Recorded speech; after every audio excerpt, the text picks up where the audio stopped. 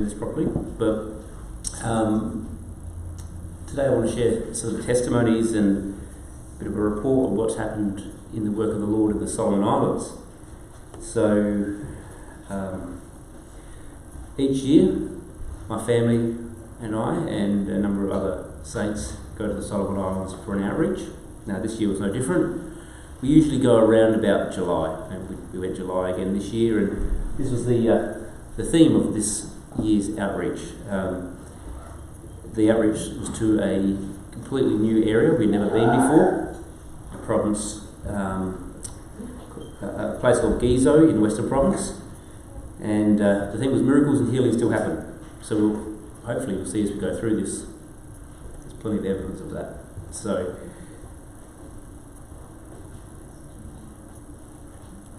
Okay, so a little bit of context first of all. Who would have known where Solomon Islands was?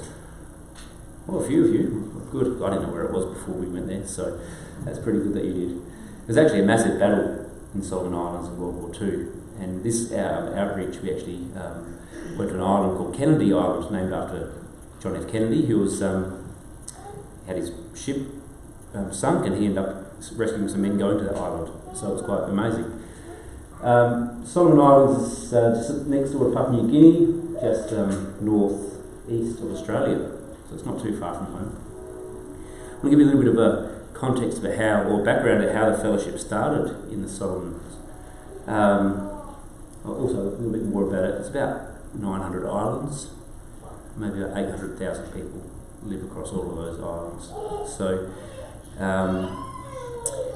going back to 2011, my family and I were living in Wollongong, which is just south of Sydney in Australia, and our pastor, Pastor Tim Rogers, who some of you may know,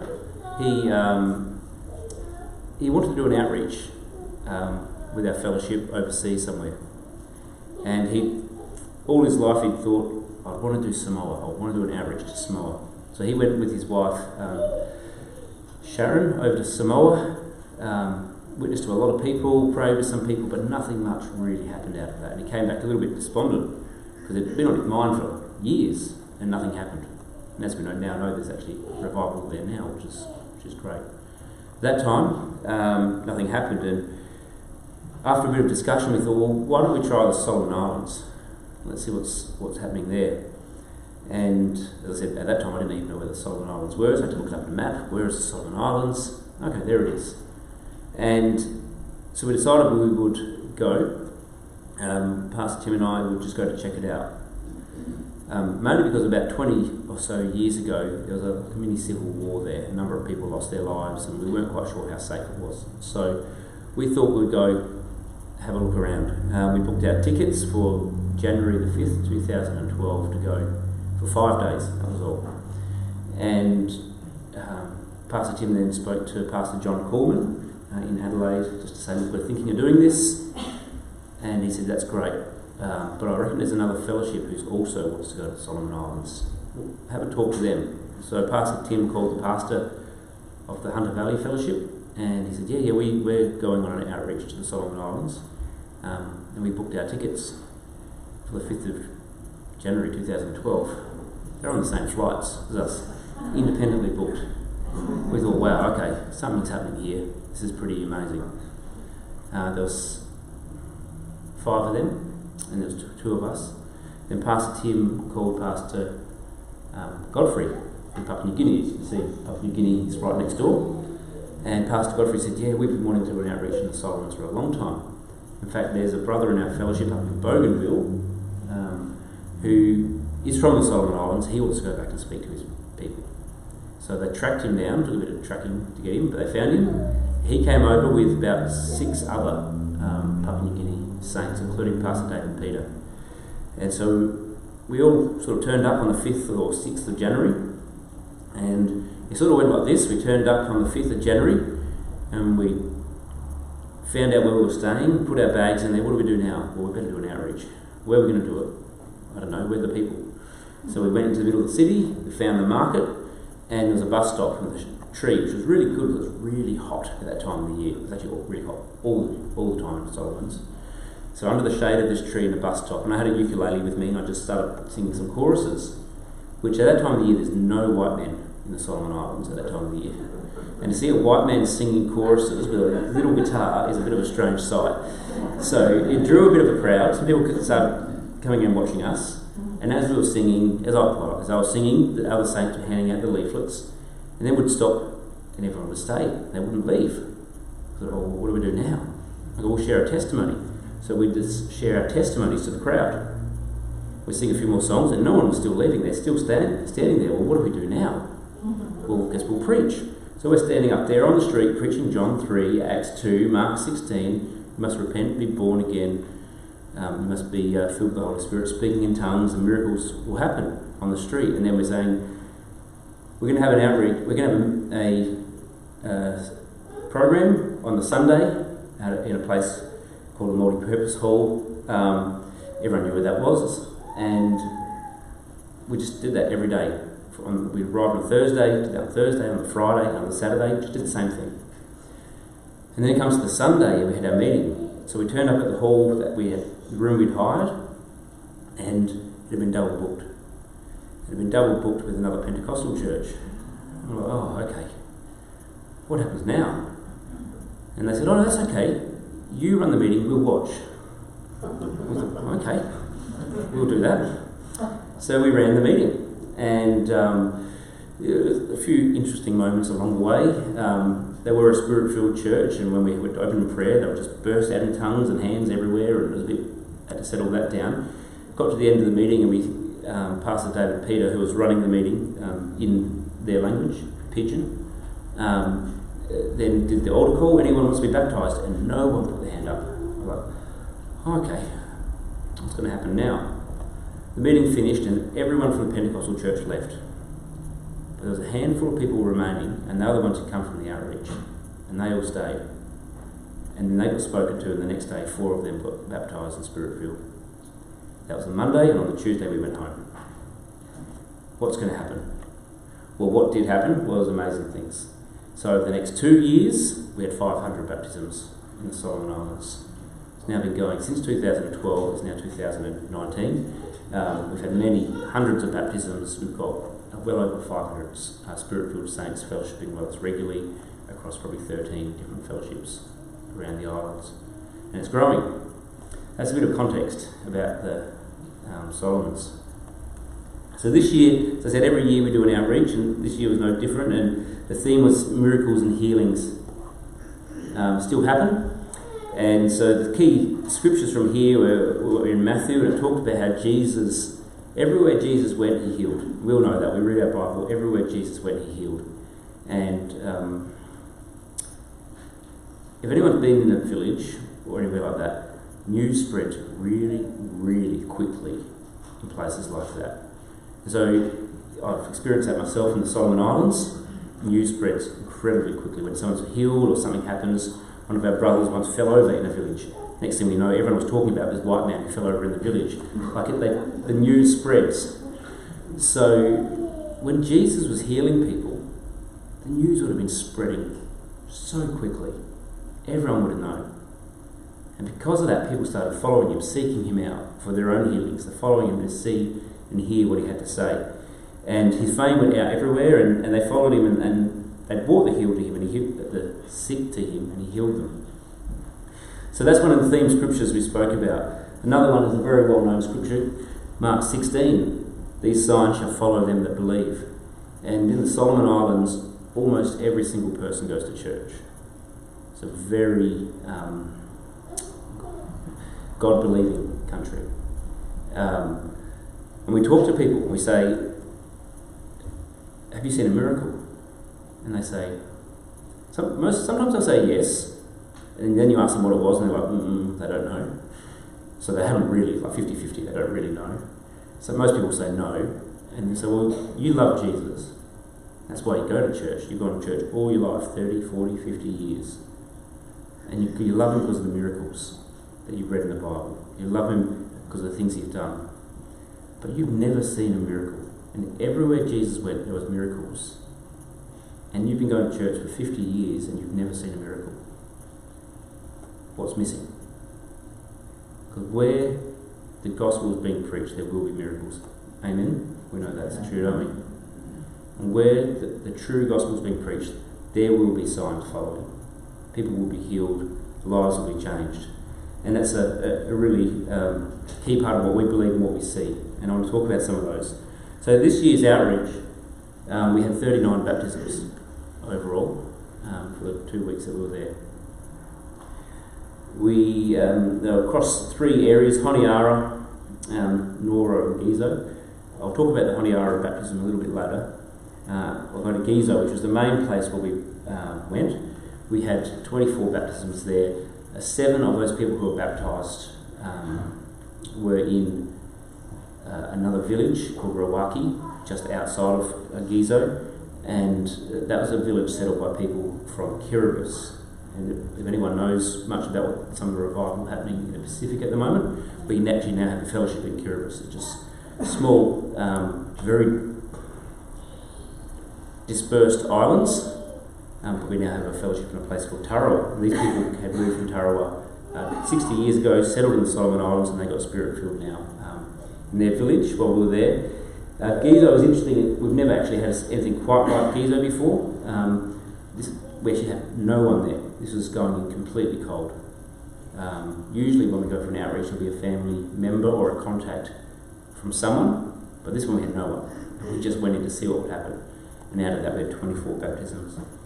In Noro, where we went afterwards, that's where we went last year for our outreach. And last year there was around 27 baptisms in Noro. By the time we got back there this year, there'd been 50, so the fellowship had doubled. And what had happened in Noro, again, it's another Kiribati village. Actually, I think I got the name wrong before. This one's called Rawaki. The saints travelled from Honiara to Gizo, which takes 36 hours by boat. And on that boat trip, there was a man and his wife, and they were from this village Rawaki near Noro. And there, the wife, her mum had a stroke. And so the saints do what they do, told them that God can heal, and they said, okay, well, can you pray for my mum now? So they called her up from the boat. They've all got mobile phones over there. And they called her up and they prayed for her over the phone, and then she started to be able to move, which was really exciting for everyone. And they said, well, can you come back after Gizo, can you come back to our village and preach the gospel? Which we did. We had 14 baptisms as a result of that. So the gospel spreading, and that was, I guess, what happened there. A little bit about what went before. So I said last year we went to Noro. This is a picture of some of the outreach team who went to Noro last year. It's actually the music ministry team. They're very well organised in what they do. And we had those baptisms there, and Noro is in the same province as Gizo. And so the Noro saints really wanted to preach to their people. So they're called the Solomon Islands, but most people think of themselves either from their province or from their village or their area. A lot of people don't think of themselves as Solomon Islanders as such. So they really wanted to speak to other people from Western Province who were their people. And that's why we went to Gizo, which is the capital of the Western Province this year. So the outreach last year, that's led us to Gizo this year. So a lot of other things happened. So to get to the outreach, Pastor Incy, who's the senior pastor in Solomon Islands, he put a call out to his saints, said, we want to go to Gizo, we need people to go. He had 50 saints say, I'll go. Now, I mentioned before, that's 36 hours in a boat.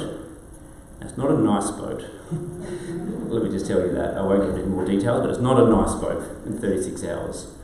But it also cost them $1,000 return, which is about $120 US. But putting that in perspective is about 2 months' wage for a Solomon Islander. So we had about 50 saints commit that time. They were spending about a month away, committed about 2 or 3 months' worth of wage to go on an outreach. Pretty humbling, really, that they would do that. We put the call out, well, not just Australia, but to those who are interested, and we had 10 saints go from Australia. My family is all as well. and it was just great. We had to do a lot of things to prepare for it. We made had to make a whole lot of outreach t-shirts, which Thomas is wearing one of them today. You'll see that when he gets up. Made a whole lot of outreach t-shirts that we took over with us. We took 3,500 leaflets with us, which was not enough. It never is, and you'll never see one on the ground. You give them, they'll be sitting there reading it for a long time. So we had to take a lot of stuff and a lot of preparation in order to get there. Now I think, if I'm right, I'm going to go to a video, and I'm hoping this is going to work for me. Just give you a bit of a glimpse of what it's like. Should have some sound with it.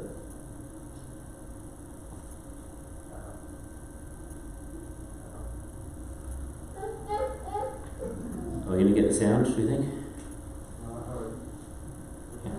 How do I stop this?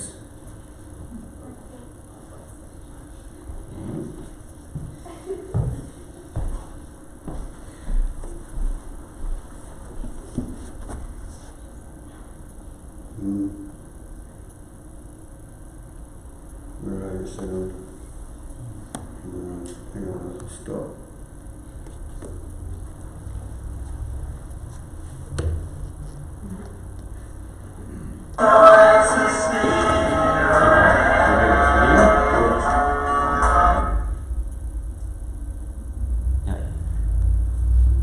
Take two.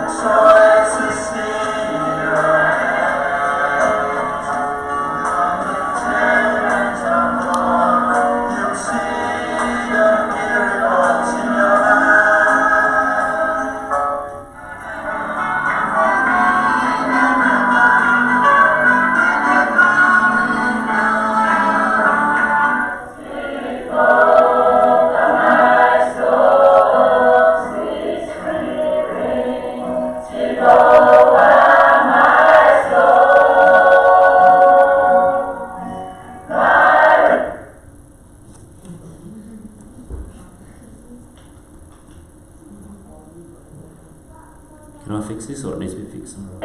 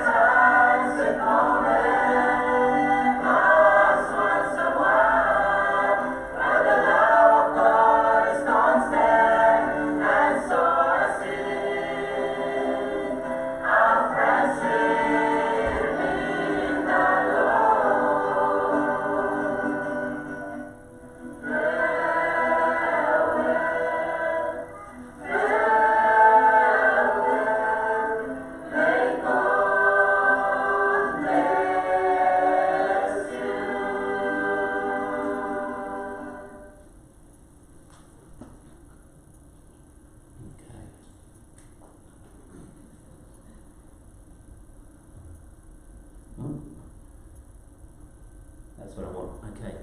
Hope that gives you a bit of a glimpse of what it was like over there. A little bit dark in places, sorry about that.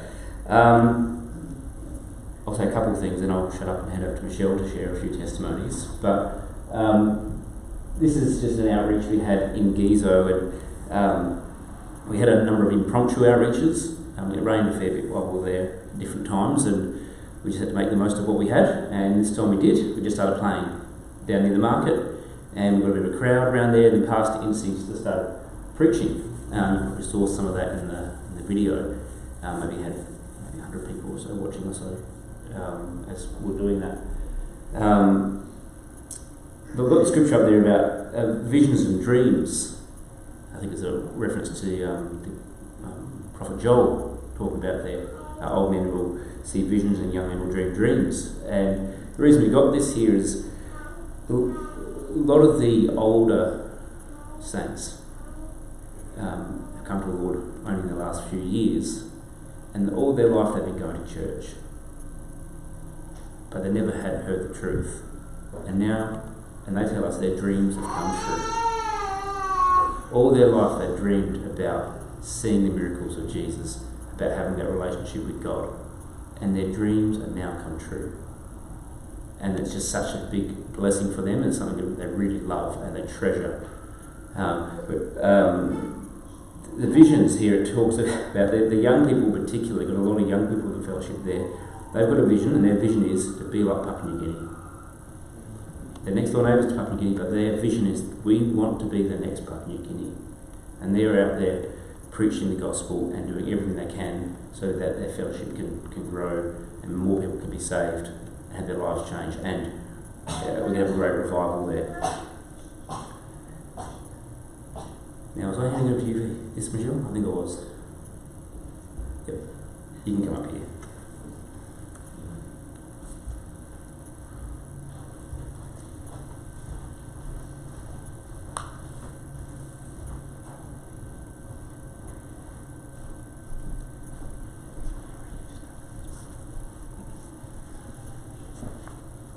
This is his presentation, not mine, so I just do what I'm told. Some of the time. Okay, this part is just, I guess, to see how the fruit of the Lord grows, and we get the chance to go back, and sometimes you're in a place just for a few days, and you see the start of something, and you don't really know what goes on until you come back a year later. And for us, I think it's a real lesson in the things of the Lord. Like when you see something difficult, you're going through something difficult, you just really need to wait on the Lord and see what He's got in store. And likewise, when you see good things happening, still wait on the Lord, because He's got so much more, like the testimonies that He has. He does something in one person's life, and then later on it comes back, and then it's a blessing to another person. And it's been really true. We've seen that in some of the young people from Noro, the fellowship that just started a year ago, and just they just wanted to win everything. They composed songs. They'd actually travelled over to Gizo for the outreach, and then they came back to Noro when we moved there, and they're just so excited about the things of the Lord, and it's it's just like we were there for Jeanette's baptism, the girl in white there, and then over on the right hand side we saw Chris. We saw him just after he'd got his hair cut, when he'd just been baptised and spirit filled in the fellowship last year, and now he's just like into everything, and to be able to see it's like you see people when they're born, and you see them grow up and go through their milestones. You just see them growing in the Lord, and it's such a blessing and such a privilege. This man I met in Noro. We had an outreach there, and he actually came up to us because he'd seen a man who he thought he recognised, and it was one of the brothers from the Geelong Fellowship, Keith. He'd come to the Solomon Islands for the first time. We were just out witnessing there. But Peter thought it was actually Brother Owen from New South Wales, who was there the previous year, and he'd actually prayed for Peter in the hospital, and he had an ulcer and he'd been healed. So this was another town. But just that day, he was in town and he saw the outreach going on. And if you, just the way the Lord does things, like right down to the fine detail, if you saw these two men from a distance, you wouldn't be able to tell them apart, right down to the hat that they wear, their stance, their colours that they wear, and everything. So it was quite uncanny. But we were able to reconnect with him, and he had planned to meet up with the pastor as well after that. So he was prayed for in the hospital. Owen went home, didn't hear anything until a year later, and then found out that he'd been healed. And I think I have to do one more. So you would have seen snippets of this in the video. This night was the last night of the outreach in Giza when we met Tom. He came up to us. We'd just gone sort of backstage, and we were going out to sit in the main area, and where everyone else was. The outreach was in a netball court, and so on one side there was a stage, and then the stalls around the court was where everyone was sitting. That's where there was shelter when it was raining, which it was doing. Anyway, we were on our way back there. Tom came up to us sort of in the dark and started telling us his story. And he'd seen us in the street when we were doing the outreaching during the day, and he knew that he had to come because he was a hopeless alcoholic and he'd lost all of his money. He said, "My wife is home, I've got 6 kids, she's crying, we've got no furniture, I had a really good job in the government, and then when I stopped doing that, I had private companies coming to seek me to work for them, and I just had money, and it just all went on drink, and I'm a mess." And it was just like seeing someone in like such a desperate situation, and in the natural, couldn't do anything to help him. We just, rehab, what do you do? But we had the answer for him. We could be there at the possible turning point of his whole life, where God could work a miracle in his life. And we took him out, got him to sit down, and he listened to the rest of the meeting. And then we got to the prayer line, and after a bit of encouragement, we got him out we sort of dragged him out there to the prayer line. And as we got out there, it started pouring with rain, and there were, 15 people out there in the prayer line that night. And we have no footage of it because it was just pouring. And we were all soaked to the skin.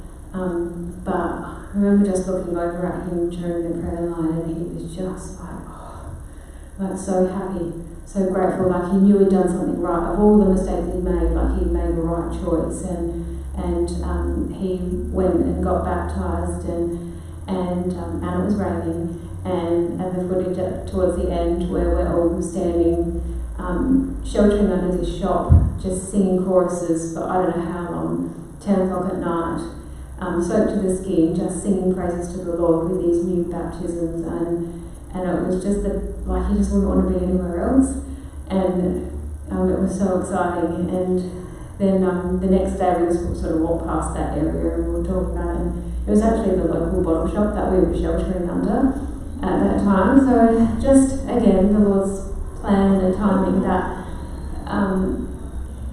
every time he was going to walk past that shop, he was going to remember that night. And they're another one of those stories that we'll go back and we'll see what's happened. We've seen many families put back together over there. So amen. Okay, I'm going to go through a few more testimonies, and my family will sing a song or two. Do one, if you don't mind. We'll do a second one. Okay, Martha. So Martha, I met Martha when we were in Gizo, her mum had been baptised in Spirit-filled, one of the first people baptised in Spirit-filled in the outreach. And Martha was very sick. She was pregnant, 8 months pregnant, but sick in that her baby had died in her womb 4 days previously. And she was in hospital, but the hospitals are not what we would call hospitals. You don't want to go to their hospitals. They're not nice. Although this was a better one than others I've been in. But the doctors didn't really have anything they could do for her. And they were really worried, and her family was really worried, because this lady with this baby in her womb that's dead, and they were really feared for her life. And so her mum asked the saints to go and pray for Martha. So they did. They spoke to Martha and had prayer, and the instant they started praying for Martha, she went into labour, and she delivered the baby. Now, the baby was born dead. And it's still dead. The baby didn't come back to life, but Martha and her family just rejoice and praise the Lord for the protection that Martha was given. And it was 1 or 2 days later when this photo was taken, and I was there when this photo was taken, and I've never seen anyone so much at peace in my life. She was just so much at peace and thanking God for what He had done for her, and it was just an amazing thing to see. And again, it's one of those things, we don't know what's happened since then, but she was still in hospital when we left. Maybe in a year or so time we'll find out, but it was a notable miracle there. Another one, my sister Alice. Alice was the Honiara baptism that I spoke about. So Alice was in hospital with full-blown AIDS right at the end of her life. Her daughter had been adopted out because mum was going to die. That was the situation. And Alice's family members lived next door to some of our saints who had witnessed to them, and they said, well, can you tell this to Alice? She's in hospital. So the saints did. They went to the hospital in Honiara, spoke to Alice, and Alice said, well, why can't I be baptised right now? So they did. So they got permission from the hospital, and the hospital's just on the beach. So they took her down to the beach, baptised her that night, which is this photo here. She came out of the water, received the Holy Spirit, spoke in tongues, and was just rejoicing. That was on the Friday.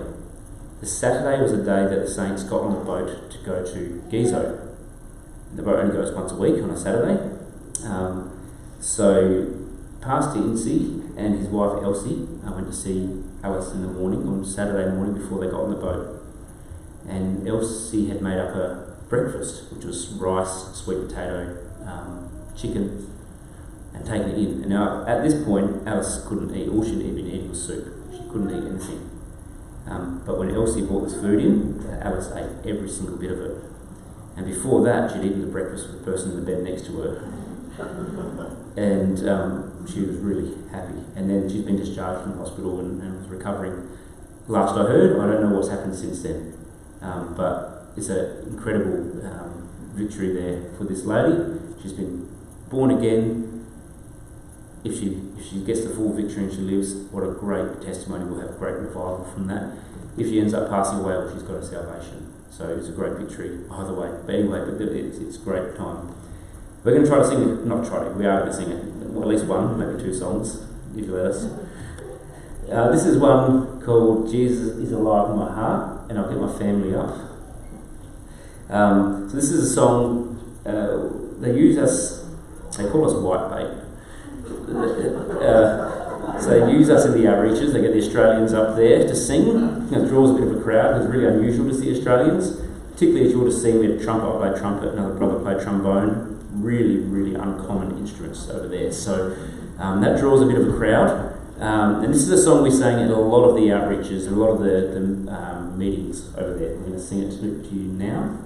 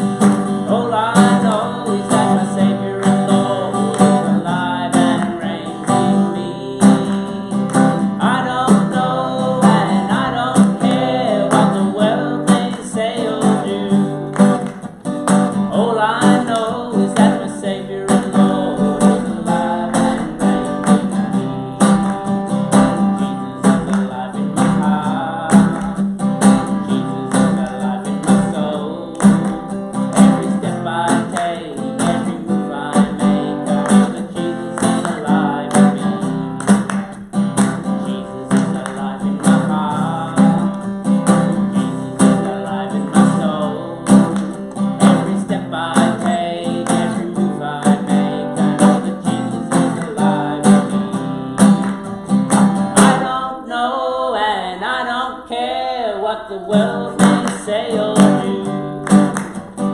All I know is that the Saviour and Lord is alive and reigns in me. I don't know and I don't care what the world may say or do.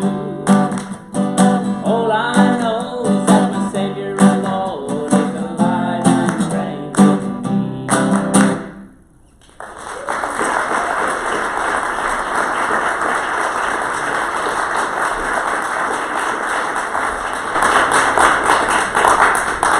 Are you okay if we sing a second one? So, a little bit of background on this one. This is a song that we learnt over there. The next song we're going to sing, and we actually learnt it on that truck. So it was actually on the last Sunday that we were there. I happened to mention that we would like to go to the beach the next day. If any saints wanted to come with us, they'd be welcome. So the next thing I knew, I was given a list of 18 saints who wanted to come to the beach with us. We've turned into about 30 on the next day. So we had to organise a truck, and that's sort of the way we transport lots of people over there. So on the truck, we're driving to the beach, and the roads are really, really bad over there. You're probably not doing much more than 10 miles at any time, so an hour. So we go really slow, but we're hearing this beautiful singing coming. I was actually sitting right in front. I won't go into why, but I was. And I heard this beautiful singing. And one of the songs they sang is the song we're just about to sing you. And that night, one of the sisters came over and actually taught it to us. So it's called Thank You for Your Love, So Full and Free.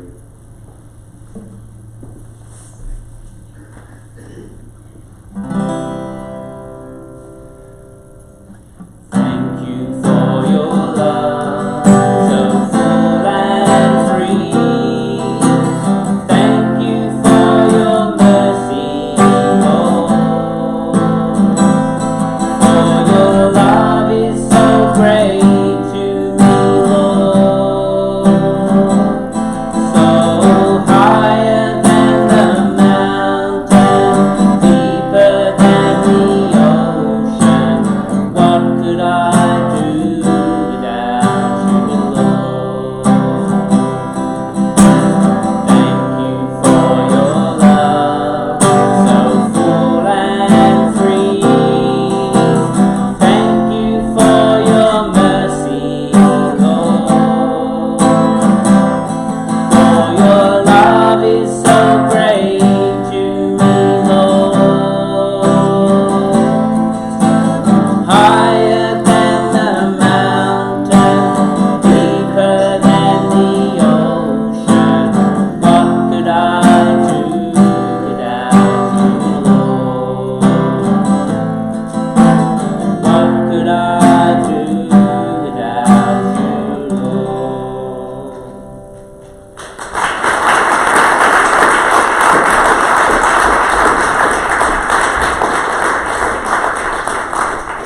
Okay, almost finished. Okay, Jesus Christ the same yesterday, today and forever. That was the final theme scripture for the outreach this year. Jesus Christ the same yesterday, today and forever. So we read in our Bible about the miracles that Jesus did yesterday. We see miracles today. At the outreach there, we're laying hands on people are being healed, and we're seeing amazing miracles. We've got confidence to go out tomorrow and say to someone, you can be healed by the power of God, don't we? He doesn't change. Jesus Christ is the same yesterday, today and forever. So the song that we sing in the Solomon Islands, you may sing it here, in a million years. Yeah. So where will you be in a million years? That's a long time away. Where will you be tomorrow? Next year? Where will you be next year? It's probably a bit closer to home. And the reason I ask this question is that I go to the Solomon Islands every year, and sometimes more than once a year. And do you know when you see a kid and you haven't seen them for a while? The last time you saw them, they were here. Next time you saw them, they're up here somewhere. That's exactly what it's like when I go back to the Solomon Islands, in a spiritual sense. I go back go there one year, the next year I come back, like Nora went from 27 to 50 in that year. So they grew in numbers, but they also grew in their walk in the Lord and their maturity in the Lord in such a way that they just wanted to be involved in absolutely everything. And I see that growth year in, year out as I go along. And the first few years of the fellowship there, I've been 12 times there now the last 7 years.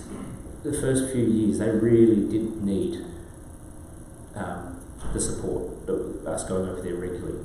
And we were very instrumental in helping them in a lot of ways. But I go back there now, and I look around and go, I don't actually need to do anything. Which is so good. Because they have grown so much in the Lord over the last few years that all we do is we come in and we be that white bait. I'm able to play the trumpet that not any of them can do, that draws a crowd, but they do everything else. And they're growing the Lord every year. And it's a question that I ask myself now is, in a year, if you were to see me in a year's time, would you see a spiritual growth in me? Would you see a difference in me? So I guess the question we can ask ourselves, in a year, what will we see in ourselves? Where will we be? Another thing that the Solomon Islanders do is they think big. They want to be like Papua New Guinea. Are we thinking big? Am I thinking big? What do I want to see the Lord do next year in my life, but also in those who I come into contact with in my fellowship? And what can I do to contribute towards that? Because when I look at my brothers and sisters in the Solomon Islands, which I'm talking about today, they just want big things to happen and they're committed to it. And I'm sure everyone here is the same. We're all brothers and sisters in the Lord. But where do we want to be as a fellowship in a year? What do we need to do to get there?